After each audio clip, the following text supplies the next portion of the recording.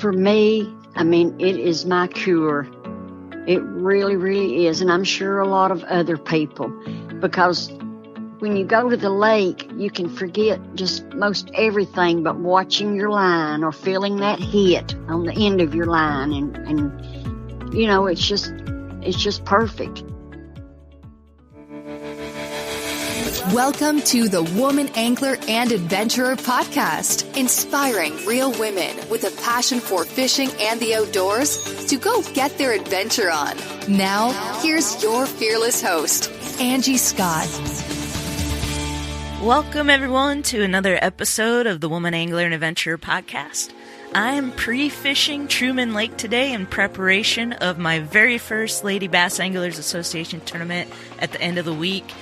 If I finish in the top 2, I qualify for the Classic on Saturday. I'm not going to dwell on that, though. Instead, I'm going to take advice from my new friend, Em, who I met up at Lake Erie and we chatted with on the Girls Trip episode a couple weeks ago. She used to fish on the Bass and Gals tournament trail, and this is what she said. Hi, Ange. It's Em. My son was getting tired.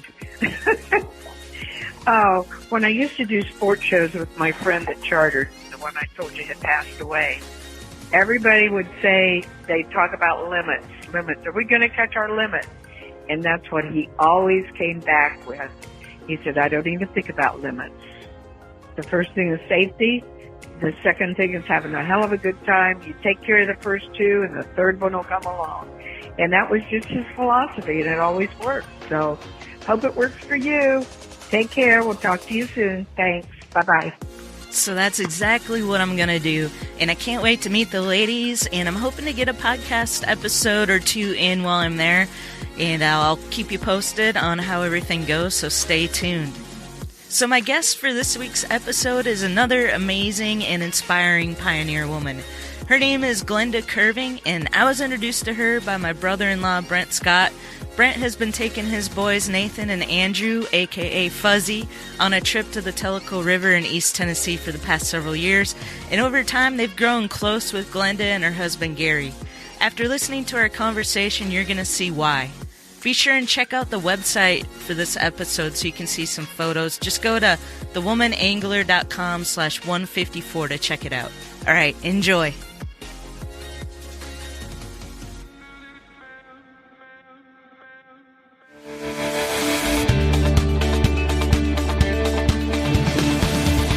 Glenda, welcome to the Woman Angler and Adventurer podcast. So I was introduced to you through my brother-in-law, Brent Scott. And from what I know to be true of Brent, he's an amazing all-around guy and father, and I'm blessed to be related to him. And he's been a fan of the show from the get-go. And after he and his boys have grown close with you and Gary over the past several years, he reached out to me and told me I needed to have you on the show, and I'm so glad he did. So welcome. Thank you. It's my pleasure. Let's kick this off by telling our audience a little bit about your childhood in fishing and hunting, and how did your love for the outdoors begin? At a carnival with one of those little magnet fishing things. Really? When I was probably about 4 or 5 years old, yes. So how did it go from that to actually getting out there and participating in hunting and fishing? By the time I was probably about 8, my grandfather lived with us in our home, and he would take me down to the Cunningham Creek. We'd have a cane pole and a bucket of worms or a can of worms. And then when I got a little older, Daddy started allowing me to go with him to like Chickamauga Lake and Dam and Weiss Lake and things like that, and we would do crappie fishing. And for those that don't know, this is East Tennessee, right? Yes, and yes. Such a beautiful part of the country, for sure. Yes, it is. And good lakes to fish in. And Brent mentioned that you actually, there was a time in your life where you actually had to hunt and fish for survival. Is that correct? Yes, oh yes. What was that like? Because a lot of us have never had to experience that. Yes, well, I'm proud that I had the experience of learning how to fish through my grandfather and my father, and hunting through my dad, grandfather, that give me the opportunity to know how to survive and take care of myself, my daughter, and stuff, you know. And I know you've taught like my nephews quite a bit about the outdoors and fishing, and from what I understand, you've taught quite a bit of others as well. Why is that so important to you? I just love fishing, not only here in the Chattanooga area, but out on the pier. I was taught in Florida how to do, you know, fishing in the ocean and saltwater fishing, and I enjoy showing everybody else what I learned from others. Oh, cool. And I enjoy, you know, helping anybody out in that way. Talk a little bit about Florida, because I love Florida as well. How did you end up learning how to fish out in the ocean down there? We started out on the charter boats before they even had what they call the county and the city pier. We always went to Panama City. And we started out on charter boats and did very, very well with Captain Anderson and Andrews. That's two of the fishing fleets down there. That's who we would, you know, book with. And we would go out on the 2 a.m. and they'd go further out in a little deeper water with the 2 a.m. and really catch some good red snapper, grouper. It was really exciting. And then when they did the Dan Russell Pier, we started going out on the pier and caught just as many king and Spanish, and just, you know, varieties like that. They had the blues, anything you wanted to catch, you could catch out on the Dan Russell Pier. Oh, cool. Yeah, I love going down to Florida and doing that stuff. I've only gotten to go offshore, I think, just one time. So I'd love, most of my experience has been inshore fishing down there, but it would be really fun to go out offshore again and get into that, the red snapper and, like you said, grouper and all of that. Triggerfish, I think we caught some of those. Yes. So much fun. Are there any stories over the years that really stand out to you in your outdoor experiences? What, you know, I enjoyed is the past 3 years down in Panama City, we'd go out on the pier. Everyone else would be hooked up to the king or bonita or a blue or something like that. And here I was hooked up to shark. And about 2.5 to 3, 4 hours later, with it taking me up and down the pier, you can't land them. Certain species, you can't land them. You know, you got to break your line. But it's safe for the fish because the hook or whatever rots out of their mouth, or the salt water will take care of that. But while they were having good fishing with king and Spanish and good fish, I was, you know, hooked up to a shark or so, huge sharks. And the way they do that is down in Panama on the pier night. The regular fishermen have to come off about sundown. All the shark fishermen will go out at night. And they have until sunup the next morning to do their fishing. And a lot of times they'll hook into a shark, and before they can get it up on the pier, it will break off, you know, and then that shark is running up and down just right there at the beach. A lot of swimmers and surfers don't know that, but they'll be, and you'll hook into them during the day. Fun. I've tried to target shark surf fishing down in Florida, and I think I had one on at one point. And I was so excited, but it ended up, I didn't have a wire leader because I didn't know any better at the time. It was my first time. I didn't think about it, but I think it bit my line off. So, exactly. Yeah. You have to with the king and the Spanish, and those fish are toothy fish. They've got a lot of teeth, and they'll chew right through monofilament. Mm-hmm. What is your favorite fish to try and target? Do you have a favorite, or just any kind of fish? Well, the way the waters are, I like to catch and eat crappie. But as far as sport fishing, I love bass because I do catch and release on bass. And as far as a fun fish, I guess down in Florida, you know, the bigger fish as far as a fun fish, and then the edible fish, crappie, and then, you know, like the bass, catch and release. It's a fun fish. Well, you mentioned catch and release. How do you feel about the importance of conservation? Oh, you mean like to the waterways and the banks? Yes. Well, like when we go out, we try to pick up what others have left. You know, when we go to Tellico Plains to do our trout fishing, when Brent and Nathan and little Fuzzy go. I haven't got to meet the girls yet, but Fuzzy, the two sons, when they go, then they're the same way. If we see trash or anything when we go, we always pick it up or have a bag. Mm-hmm. Have you noticed? I've kind of noticed more trash this year than any other year. And I think a lot of it is to do with, the pandemic. More people are going outdoors.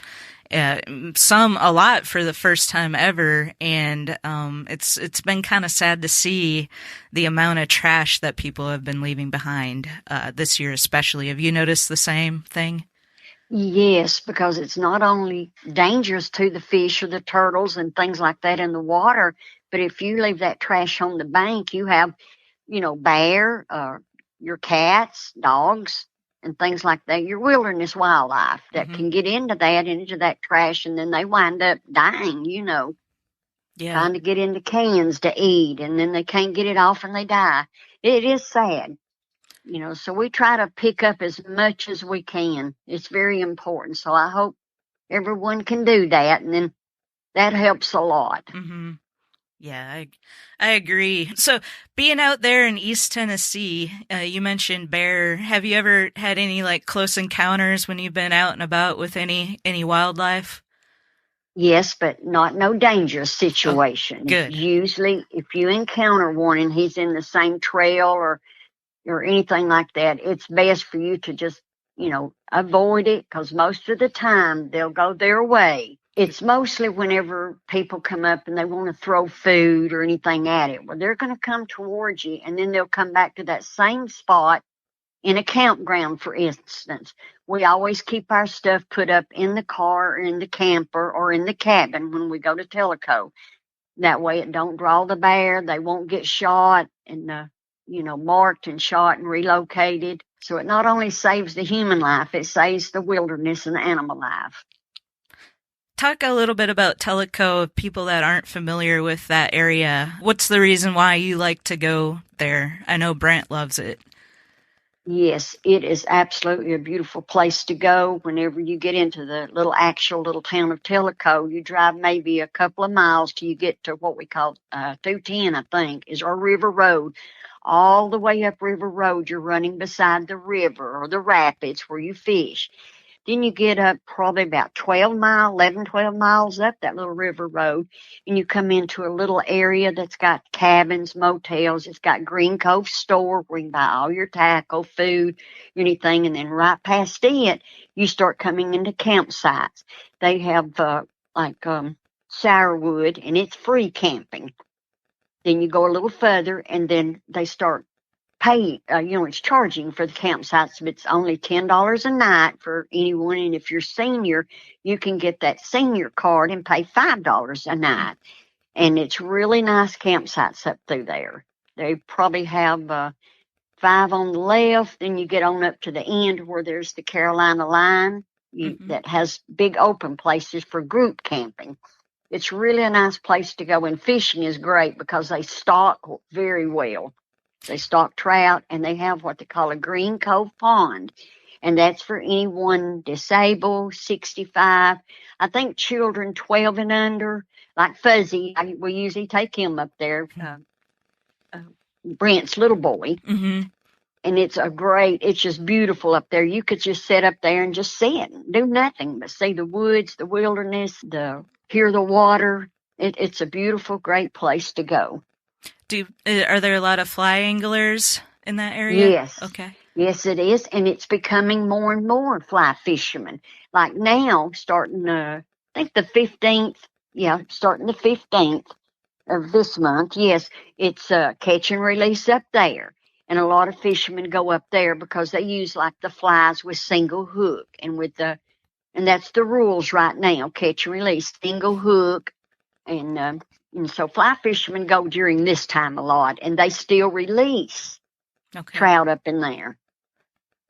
Have you ever done fly fishing? No, my daughter has, but I never have. I would love to learn because it's really an art to watch them. When I can sit and watch a fly fisherman throw and cast, and it's really great. Now, my cancer doctor, Dr. Slaybach, I don't know if I should mention names, but he's a wonderful cancer oncologist. him and his wife, Cindy, they go out to Montana, and she is a really avid fly fisherman. Mm. Yeah, it's beautiful out there, and I agree, it's such an art, but it sure looks like a lot of work to me. I know it really. But it is fun to watch for sure. Yes, I got to go on a road trip down to Florida and with a couple of fly anglers last fall.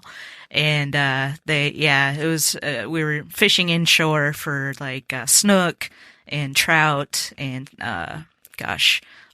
just any kind of inshore fish and tarpon. And it was just it was so fun to watch when they hooked up with one and brought it. And I actually tried it a little bit and brought my first fish in on the fly. It was a bluefish, but it was in the school of Jack Crevalle, and it was so much fun. They fight so hard. So. Oh, I know it. And like you say, when you go down to Florida, you never know what kind of excitement. It's always something exciting happens. Mm-hmm.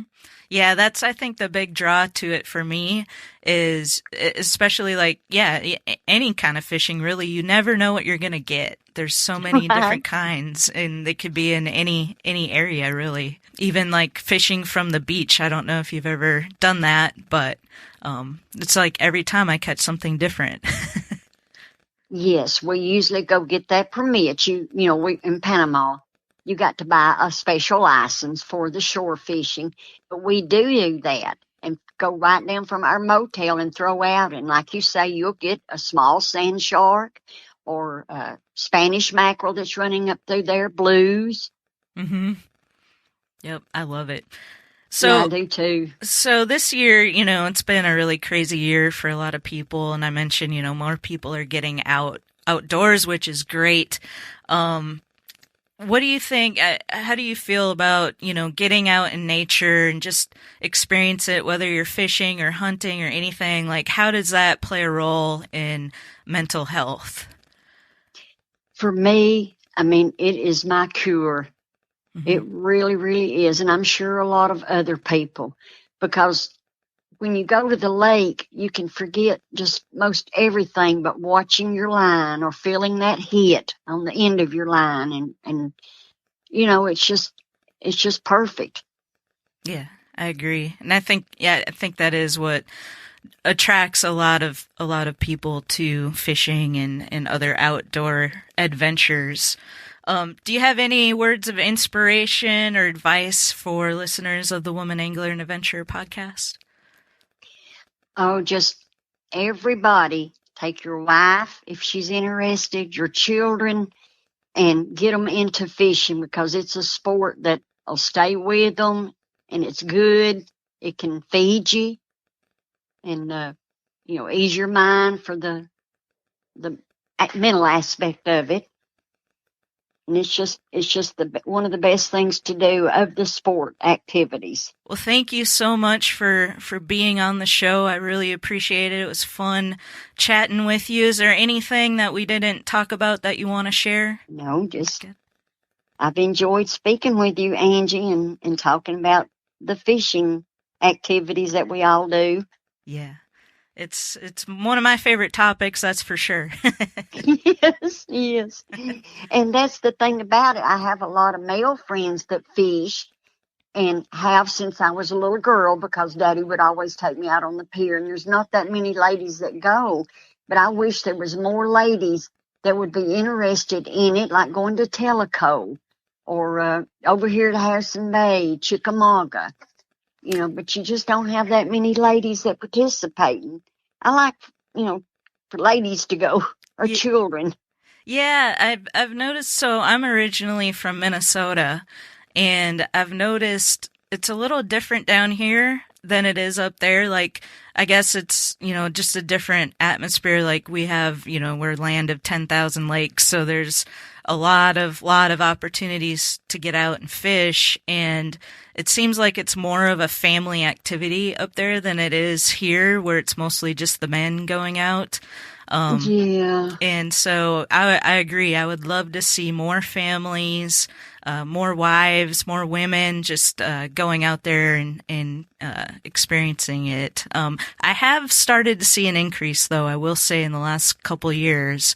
I'm out here on Percy Priest Lake outside of Nashville, and I've been seeing more like kayak anglers, female kayak anglers out there on their own fishing, which is great. And I've even seen a couple boats, bass boats go by that's just women or a woman on board. So that's been fun to see. Yes, yes. And I mentioned to you when we spoke before that I'm gonna fish with the Lady Bass Anglers Association, which is the women's pro bass fishing tournament league, and my first event is actually next week. So I'm really looking forward to meeting those ladies and getting to know them. It's going to be in Missouri on Truman Lake, so that's going to be fun. I've never been over in that area before. I've been to like Branson, and that part of the state is absolutely beautiful, so I'm looking forward to seeing the Truman Lake area as well. Oh, yes, yes. All right. Well, thank you so much again for being on the show. It was just a pleasure talking to you, and maybe I'll get to meet you sometime. Maybe we'll make a trip out to Tellico. That would be so much fun. Oh, please, if there's any way possible, you need to do that, Angie. Okay. We'll make a point to make that happen.